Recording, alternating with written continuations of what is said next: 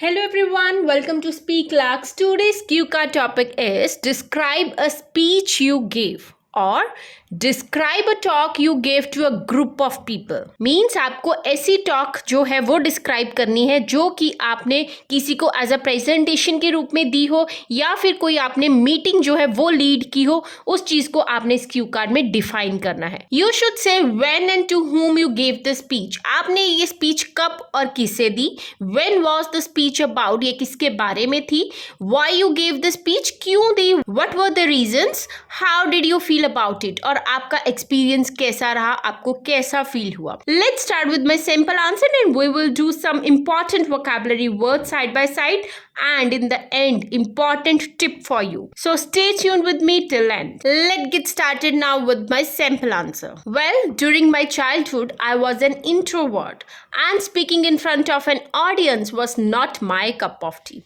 जो इसकी स्टार्टिंग की है वो मैंने थोड़ा सा बैकग्राउंड देने के लिए अपने चाइल्डहुड से स्टार्टिंग की है कि जो चाइल्डहुड में जब मैं चाइल्ड थी then I was an introvert. Introvert means a quiet person, a shy person, the person who can not speak much more in front of others, उसको हम बोलते हैं इंट्रोवर्ट.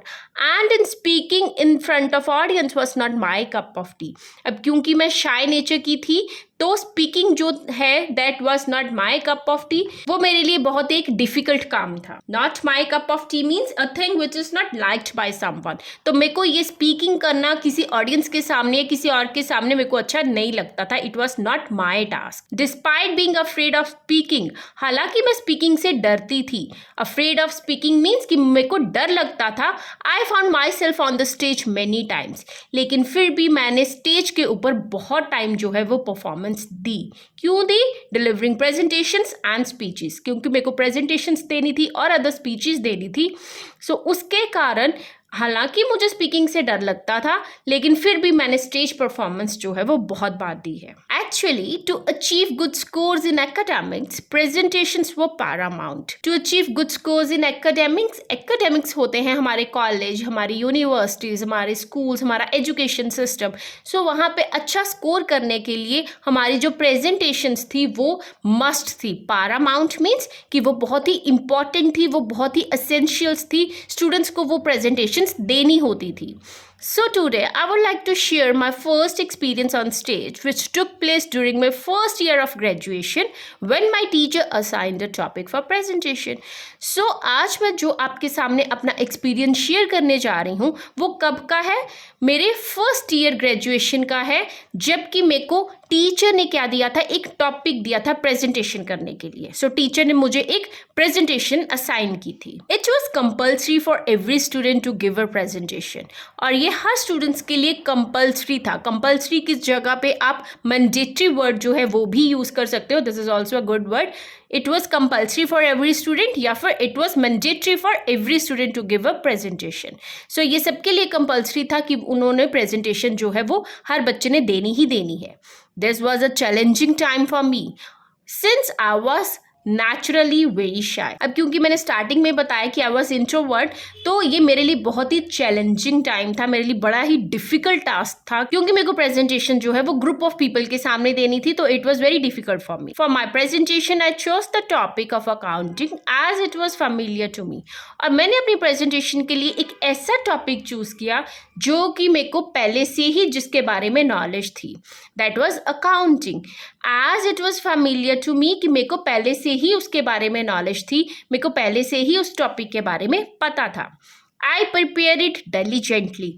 अब डिलीजेंटली का मतलब होता है बड़ी डीप जो है वो प्रिपरेशन करना, किसी भी चीज़ की अच्छे से प्रिपरेशन करना. मीन्स केयरफुल या फिर अटेंटिव होके किसी भी चीज़ की प्रिपरेशन करना, डीप प्रिपरेशन करना. सो डिलीजेंटली मैंने बहुत अच्छे से तैयारी की.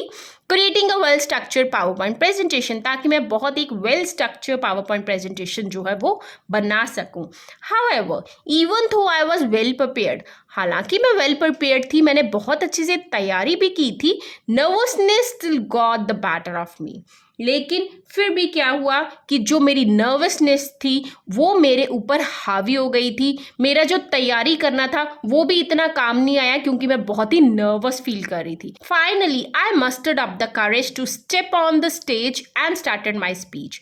मस्टर्ड अप होता है गैदर करना, क्या गैदर किया मैंने, क्या इकट्ठा किया, करेज, ब्रेवरी, मैंने अपना हौसला, अपना साहस जो है वो इकट्ठा किया ताकि मैं अपने स्टेज के ऊपर अपने अच्छे से बोल सकूं, मैं अपनी स्पीच को स्टार्ट कर सकूं। और फिर मैंने क्या किया, introduce my self and the topic, और मैंने अपना नाम जो है अपने आप को इंट्रोड्यूस किया, अपने टॉपिक के बारे में अपनी ऑडियंस को बताया। अनफॉर्चुनेटली, लेकिन फिर भी क्या हुआ, अनफॉर्चुनेटली मतलब बड़े दुख के साथ, unfortunately is a very good word if you want to express your sad movement. अगर कोई ऐसी बात है जो कि इतनी अच्छी नहीं है तो फिर आप अनफॉर्चुनेटली जो है वो अपनी स्पीकिंग में लेके आओगे। Okay, unfortunately after one line my mind went blank.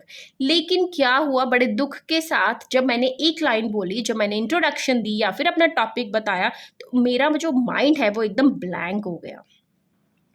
It seems like a huge crowd was watching मी, और मेरे को ऐसा लग रहा था जैसे बहुत सारा क्राउड मुझे देख रहा है सिर्फ।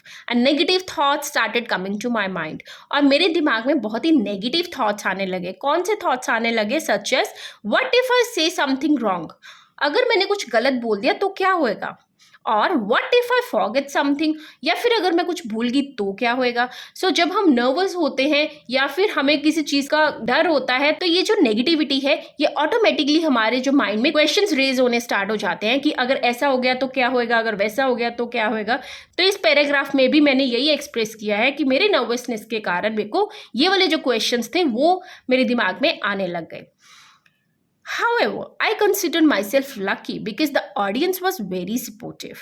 लेकिन फिर भी मैंने अपने आप को बड़ा लकी समझा क्योंकि मेरी ऑडियंस जो थी वो बड़ी ही सपोर्टिव थी। अगर आप कोई स्पीकिंग का क्यू कार्ड दे रहे हो या फिर आप एग्जाम में भी कुछ रिटर्न कर रहे हो तो ट्राई करो कि आपकी जो राइटिंग या स्पीकिंग है that should not be in the negative sense, उसमें नेगेटिविटी नहीं होनी चाहिए। अगर कुछ नेगेटिविटी है भी तो आप नेक्स्ट लाइन में उसको पॉजिटिविटी में कन्वर्ट कर दो कि हाँ बड़ी दुख की बात है, ये चीज़ हुई लेकिन फिर भी मैंने हिम्मत नहीं हारी या फिर भी मैंने ये नहीं किया, तो उसमें जो है वो पॉजिटिव फैक्टर होना चाहिए। ऐसे नहीं है कि आपकी स्पीकिंग या राइटिंग को पढ़ के एग्जामिनर को कुछ सैड इमोशंस आने लग जाए तो फिर डेफिनेटली बैंड बहुत अच्छे नहीं आएंगे। Okay, so try to spread positivity और आपके मूड में, आपके बैंड्स में भी इसका असर आपको देखने को मिलेगा। Okay okay, let's move. However I consider my self lucky because the audience वो वेरी सपोर्टिव। मैंने अपने आप को बड़ा लकी समझा क्योंकि मेरी जो ऑडियंस थी वो बड़ी सपोर्टिव थी। They started cheering for me, वो मेरे लिए चीयर करना उन्होंने स्टार्ट कर दिया, which boosted my confidence to speak further. जिसके साथ क्या हुआ, मेरा कॉन्फिडेंस जो है वो बढ़ा और मेरे को आगे जो है अपनी प्रेजेंटेशन देने का कॉन्फिडेंस वो आ गया, वो बूस्ट हो गया। क्यों? क्योंकि ऑडियंस ने चीयर करना स्टार्ट कर दिया। ठीक है, ऑडियंस ने क्या, हौसला अफजाई करनी जो है वो स्टार्ट कर। I begin my presentation focusing on the importance of accounting in day to day life. मैंने अपनी प्रेजेंटेशन को कैसे स्टार्ट किया, अकाउंटिंग से स्टार्ट किया, अकाउंटिंग की इंपॉर्टेंस बता के स्टार्ट किया कि डे टू डे लाइफ में अकाउंटिंग की क्या इंपॉर्टेंस है। सो ऐसे मैंने अपनी प्रेजेंटेशन को स्टार्ट किया। नाउ अब हमने जो है वो प्रेजेंटेशन का टॉपिक हमने डिफाइन कर दिया कि अकाउंटिंग है। अब हम थोड़ी सी डिटेल देंगे कि हमने अपनी प्रेजेंटेशन को कैसे दिया। It more engaging, I used real life examples. मैंने अपने टॉपिक को इंटरेस्टिंग बनाने के लिए रियल लाइफ एग्जांपल्स जो है उसका यूज किया। Finally I concluded the presentation by asking some questions to the audience. और एंड में मैंने क्या किया, मैंने प्रेजेंटेशन के रिलेटेड कुछ क्वेश्चंस जो हैं वो ऑडियंस से पूछे। ग्लैड, ग्लैड मीन्स खुशी, I was happy, I was delighted, I was glad. So ये सारी फॉर्म्स जो है वो अपनी हैप्पीनेस को आप एक्सप्रेस करने के लिए यूज कर सकते हो। आई was glad that they understood what I taught. मैं खुश थी कि जो मैंने उनको करवाया वो उनको अच्छे से समझ आ गया। And as a result I received very good grades for my presentation. और उसका रिजल्ट क्या निकला, मुझे बहुत अच्छे जो है वो मार्क्स मिले प्रेजेंटेशन के लिए। It was a wonderful experience that I can't express in words. जो लास्ट पैराग्राफ है जिसमें मैं सम अप करूंगी, इसमें आपको अपना एक्सपीरियंस बताना है। सो आपको इसके रिलेटेड कुछ वर्ड्स आने चाहिए। सो मैंने फ्रेज क्या डाली है, it was a wonderful experience that I can't express in words. मेरे पास तो शब्द ही नहीं है बोलने के लिए, मेरे पास वर्ड्स ही नहीं है बोलने के लिए कि ये इतना वंडरफुल एक्सपीरियंस था। This opportunity helped me to boost my confidence to the next level. और इस अपॉर्चुनिटी ने मेरे को हेल्प की कि जो मेरा कॉन्फिडेंस था वो एक नेक्स्ट लेवल पर चला गया। नेक्स्ट लेवल पर जाने का मतलब है कि मेरा कॉन्फिडेंस बहुत ज़्यादा बूस्ट हो गया। ये वाली प्रेजेंटेशन के बाद मैं बहुत ही कॉन्फिडेंट हो गई। From that day onward I feel more comfortable speaking anywhere.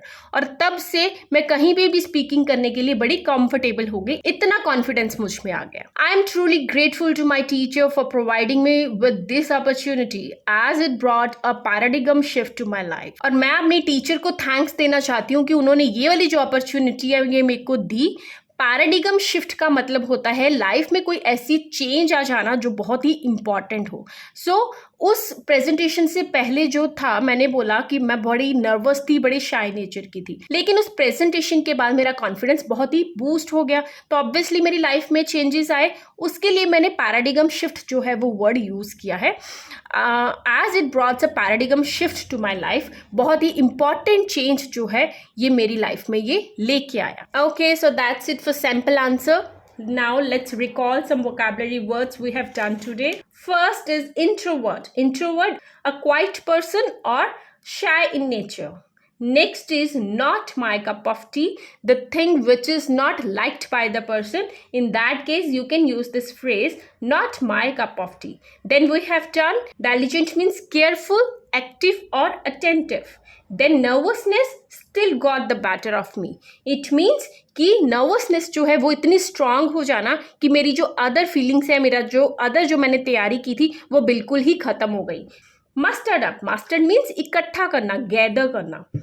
And now it's time for important tips. So for some of you this cue card may be very easy, but for most of you it may be very difficult. My tip is don't lose hope and confidence that you can't write or speak such words.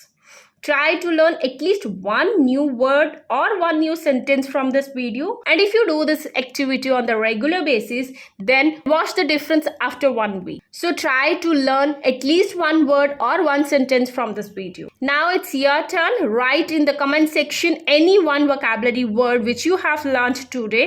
And if you like this video, do share, like and subscribe. Enjoy your learning. Bye-bye.